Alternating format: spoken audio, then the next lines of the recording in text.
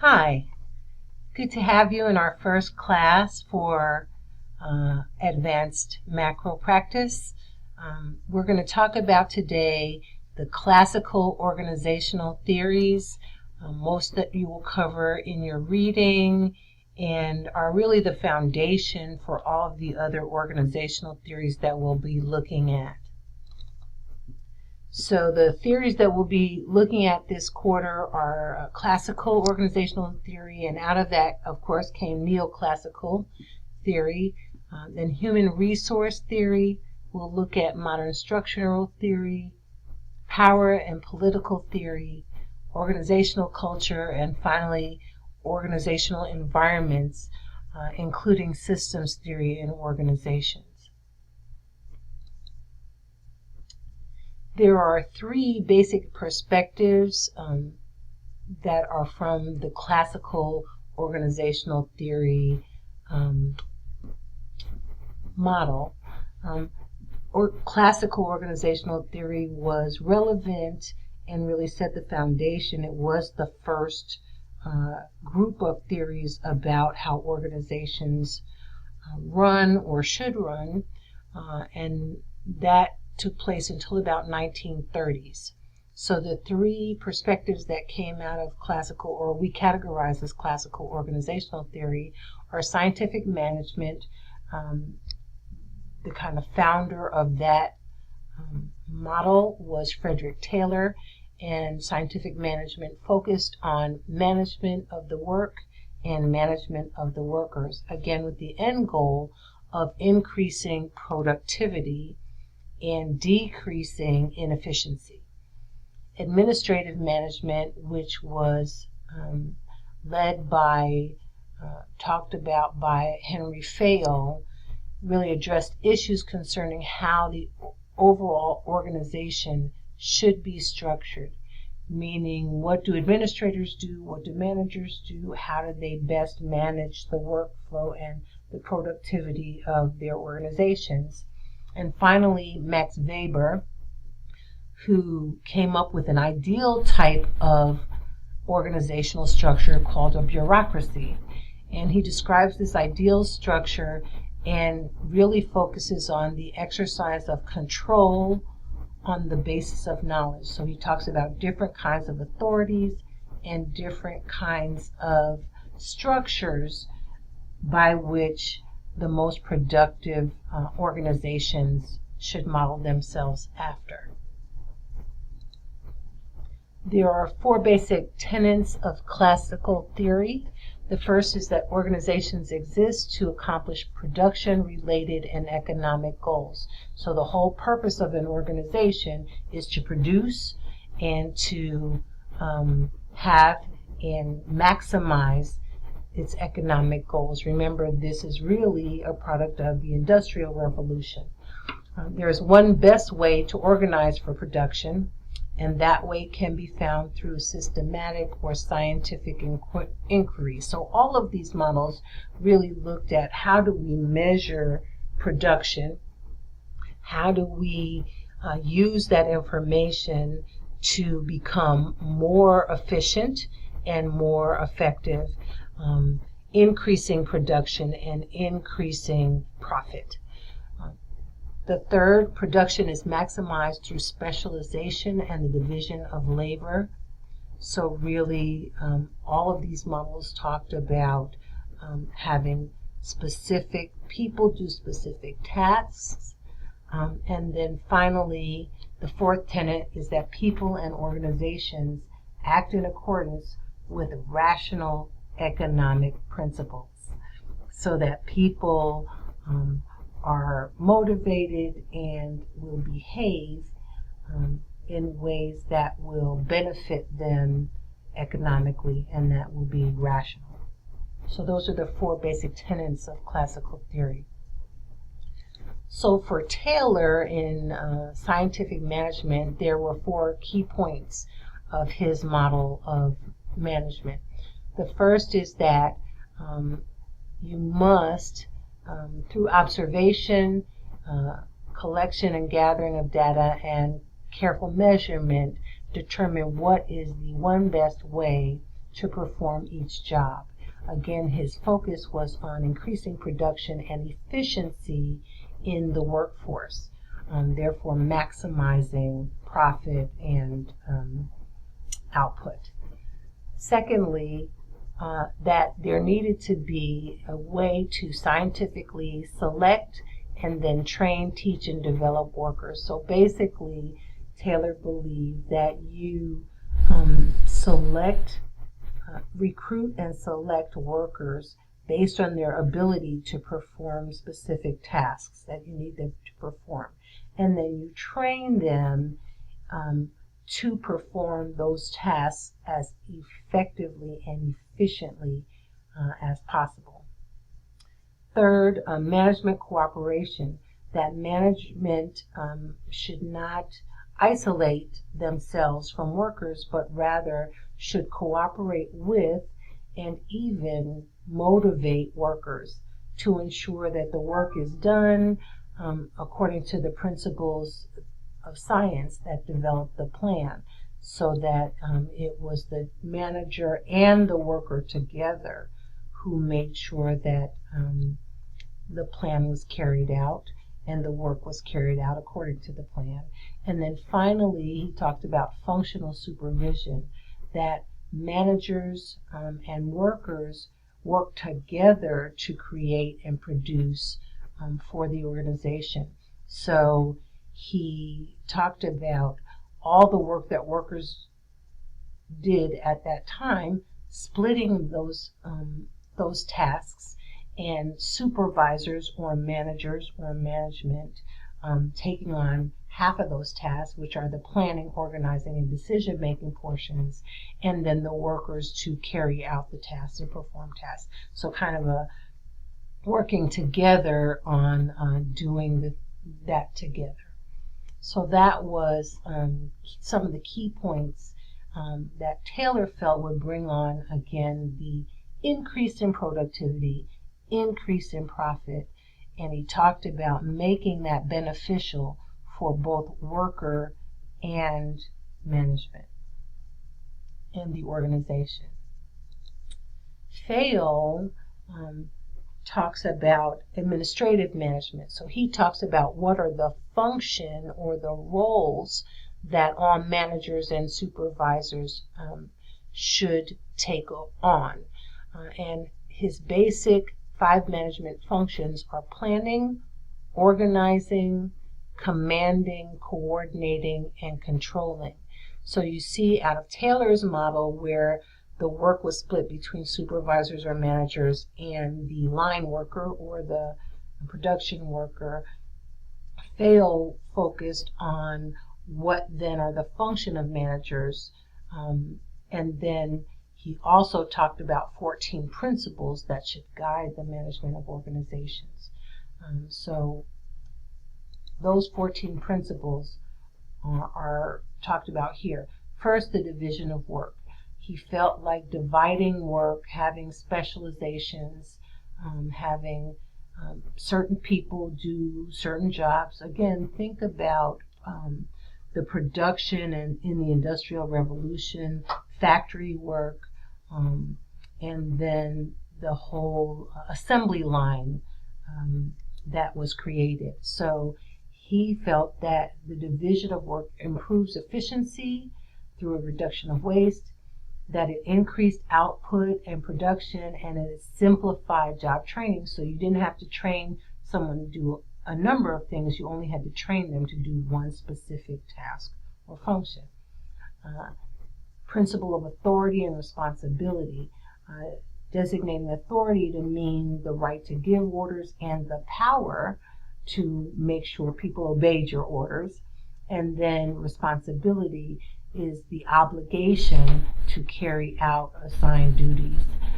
Discipline, that there needed to be a respect for rules that govern the organization in order for an organization to run smoothly.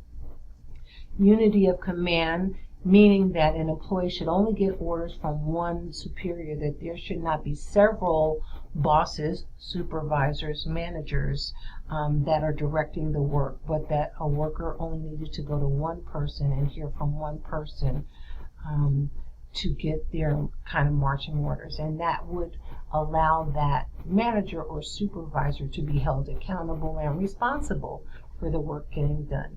Unity of direction, that grouping similar activities together and having them under one supervisor or manager, so that all the people in that unit or with that function would have the same boss and the same direction.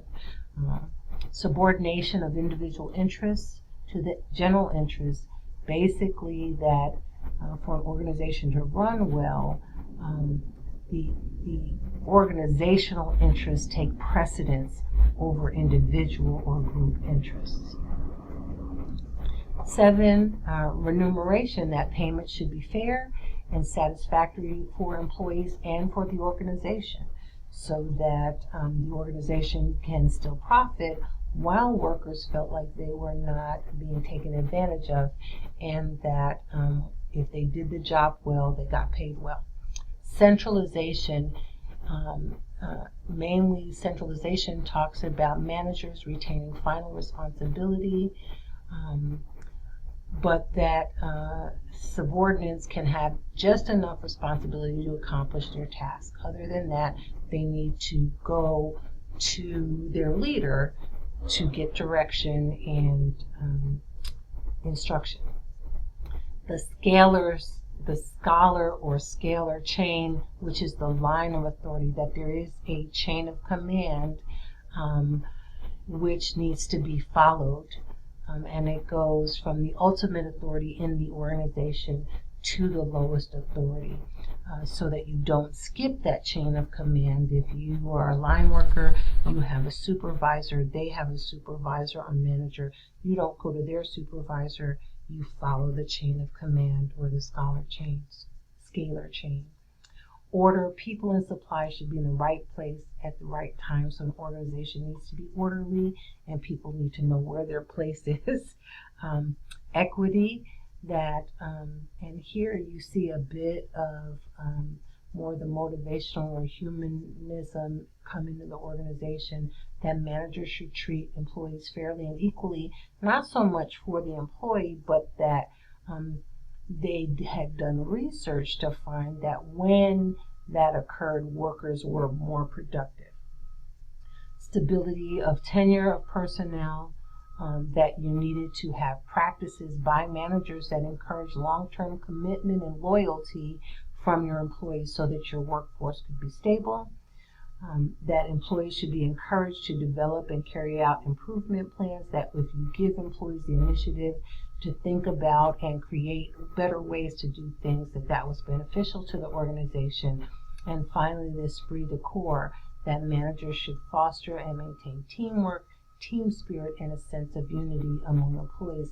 Again, the focus for Fayol and for classical theorists was that these things were found to improve employee productivity and employee stability,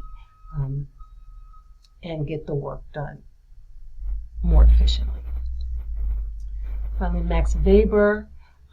Weber was a sociologist, and we hear about Weber in other contexts in sociology, but in terms of organizations, he describes the concept of the bureaucracy, which is an ideal form of organizational structure.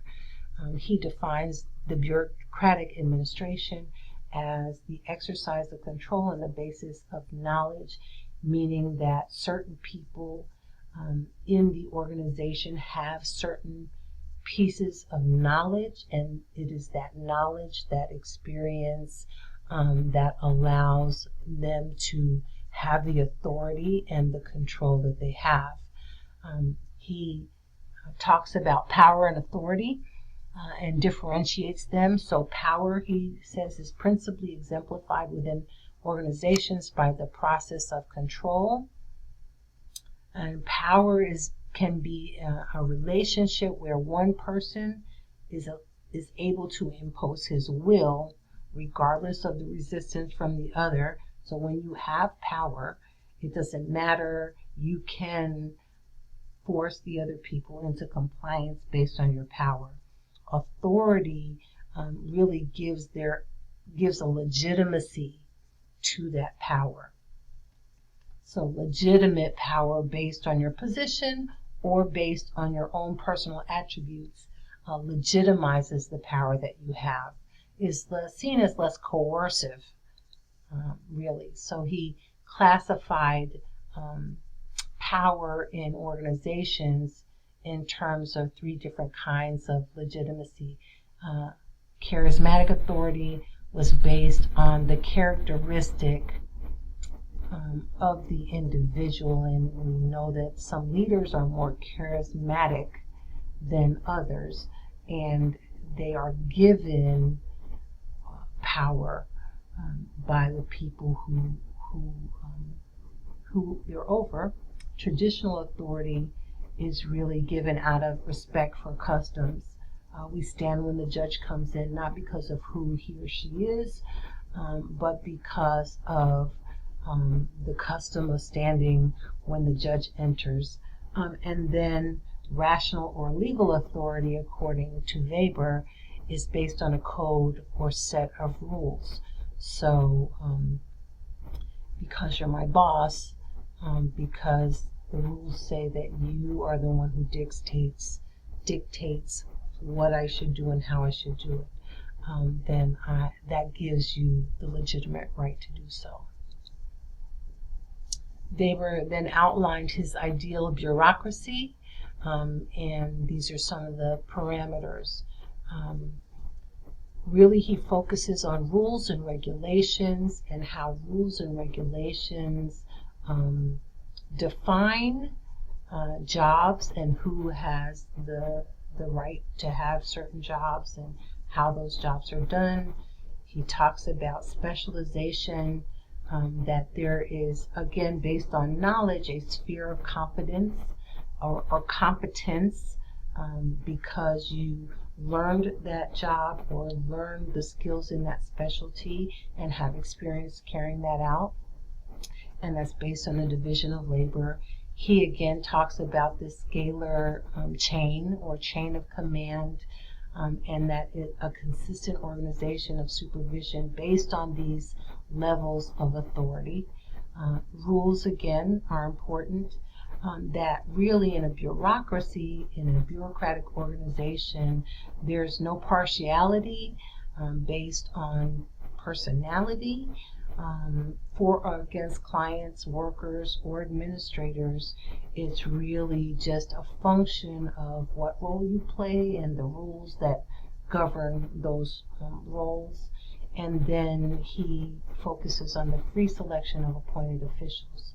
That when there's a job in a bureaucratic organization, there's equal opportunity based on education and experience, professional qualifications for anybody to go for that job. So these are some of the parameters of an ideal bureaucracy. It talks about full-time paid officials, paid on the basis of the position, career officials where promotion is based on seniority and merit, so people move up the career ladder in a bureaucracy based on seniority and merit. There's a private-public split that separates business and private life, so you see in a bureaucracy that nepotism is frowned on, and that the finances and interests of the two, public and private, should be kept firmly apart. So working in a government organization, you often must declare your income from any other place aside from public funds that are used in a government organization. That's part of Weber's bureaucratic, his ideal of bureaucracy. So some common criticisms of this group of theories. Certainly we see the focus on management, on supervision, and on production and efficiency of the need of the organization and not the need of workers. So employees have minimal power over their jobs and often over their working conditions. Subordination, passivity, and dependence are expected. Again, it's very top-down. Employees are led to mediocrity, meaning although I think it was Fayol who talked about initiative, still all of the rules and regulations concerning what the job is, how to do the job, and how to do the job well, really limits both creativity and initiative. And then finally, a criticism is that working conditions in these types of organizations tend to keep lower class employees performing menial tasks that require less education, less training, less experience. So those are some of the criticisms. Next week we will talk a little bit about neoclassical theories and how really they're just some improvements and some tweaks on the foundational theories that these 3 men and 3 models brought about. See you next